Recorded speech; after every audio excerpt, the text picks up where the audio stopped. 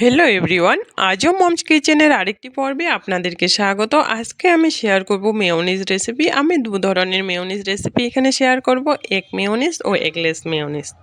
आशा करी रेसिपि दुटो आपनादेर अनेक काजे लागबे।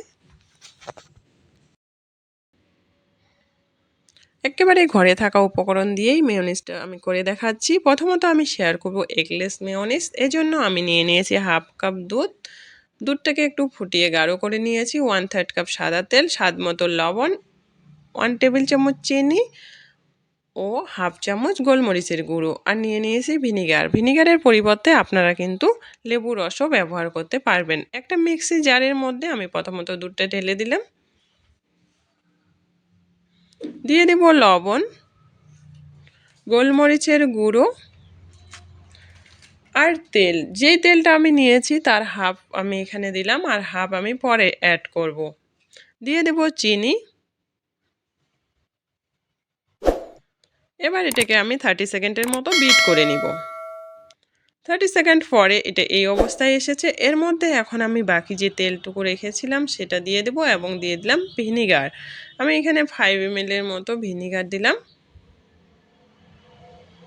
এবার এটাকে আরও 30 থেকে 40 সেকেন্ড আমি বিট করে নেব, বাস রেডি হয়ে যাবে আমার মেয়োনিজ। এই এগলেস মেয়োনিজটা যে কতটা উপকারে আসে আপনারা একবার বাড়িতে ট্রাই করে দেখলেই বুঝতে পারবেন। খেতে কিন্তু অসাধারণ সুস্বাদু হয়। এটাকে আমি ঢেলে দেখাচ্ছি। এটাকে ফ্রিজে রাখার পর কিন্তু এর থিকনেসটা আর একটু ঠিক হয়ে যাবে। এবার আমি 2 নম্বর মেয়োনিজটা তৈরি করে দেখাচ্ছি, যেটা আমি করব এগ দিয়ে।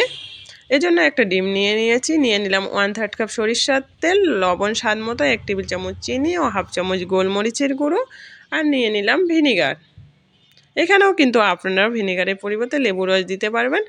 আমি এখানে সরিষার তেল ব্যবহার করতেছি। আপনারা সরিষার তেলের পরিবর্তে অলিভ অয়েল কিংবা নারকেল তেল যেটা হয় খাওয়ার সেটাও ব্যবহার করতে পারেন। প্রথমত আমি ডিমটাকে এখানে ফেটিয়ে নিচ্ছি একটা মিক্সি জারের মধ্যে। এর মধ্যে দিয়ে দেব গোলমরিচের গুঁড়ো, দিয়ে দিলাম স্বাদ মতো লবণ, চিনি এবং সরিষার তেলটুকু। যেটা তেল আমি নিয়েছি তার হাফ আমি দিলাম এবং হাফ পরে অ্যাড করব। দিয়ে দিলাম ভিনিগার। এখানেও আমি 5 ml এর মতো ভিনিগার দিচ্ছি। এবার এটাকে আমি 30 সেকেন্ডের মতো বিট করে নেব।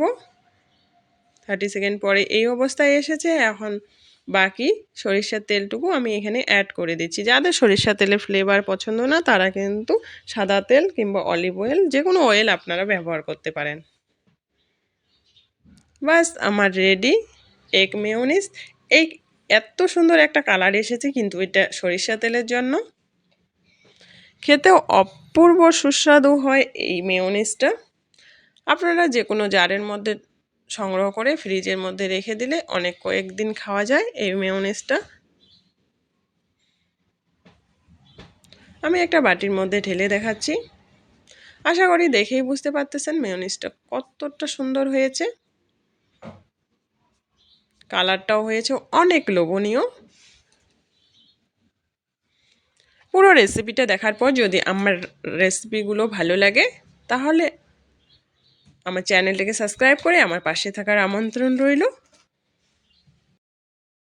দুটো রেসিপির প্রত্যেকটা ইনগ্রিডিয়েন্টসের পরিমাপ আমি ডেসক্রিপশন বক্সে দিয়ে দেব, আপনারা চাইলে চেক করে নিতে পারবেন। বাড়িতে একবার হলেও ট্রাই করবেন, আশা করি নিরাশ হবেন না। ভালো লাগলে প্লিজ লাইক করবেন এবং কমেন্টসে জানাবেন। আপনারা এই রেসিপি দুটো বাড়িতে যদি বানিয়ে রেখে দেন তাহলে বাচ্চাদের যে কোনো টিফিন বা যে কোনো স্ন্যাক্সের সাথে বাচ্চাদের দিলে ওরা অনেক বেশি পছন্দ করে।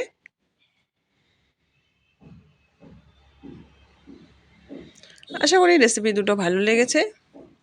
এতক্ষণ সঙ্গে থাকার জন্য অসংখ্য ধন্যবাদ। দেখা হবে অন্য কোনো রেসিপিতে। ততক্ষণের জন্য ভালো থাকবেন। টাটা।